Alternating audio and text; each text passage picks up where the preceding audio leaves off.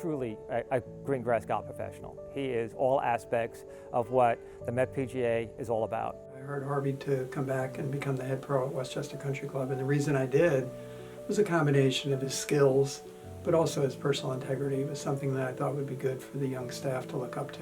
He is one of the strongest, kindest, loving guys I know. I look at him as a father figure, and I look up to him, and a guy that was always there for me, really whenever I needed anything.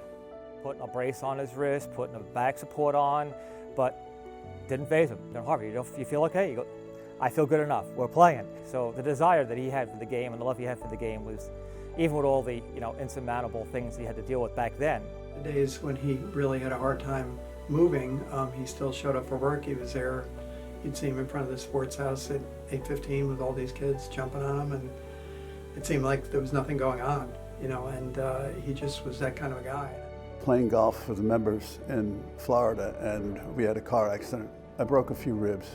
When I got back to work, I tried to play golf right away, and I shouldn't have never been doing it. I was playing pretty good again, and I was involved in another accident down in Florida. It was really bad. I put my left hand and wrist through the dashboard, hit my head, shattered the windshield, and I wound up having 6 hand surgeries. I tried to learn to play lefty. I looked like I played in the NFL. I had a cast on my hand, and I had a big brace on my back. He's had some other issues with cancer every day, doing his thing, out there teaching, and every single time he's just stayed with it. He still wants me to fit him for golf clubs. He still wants me to help him with the game. He's sending me videos of him hitting wiffle balls in the backyard because he can't get to the golf course. What do you think of this? What do you think of that? And he came to me and he said, John, I'm starting to forget some things. He said, so I think I'm going to go see a doctor and get an MRI. And he came to me a few weeks later. He said, John, I got a brain tumor. So I went in with him to New York Hospital and sat with him the day of surgery. I had a few mishaps while I was here. I had a malignant sarcoma, and melanoma, if they don't get it, it spreads like wildfire. He always tried to keep a positive attitude, was always living in the present and taking things one day at a time. I didn't even know his full story, because I think when it came down to teaching effectively, that wasn't important to him. What mattered was having a good lesson each day. Never gave one lesson without giving it my best.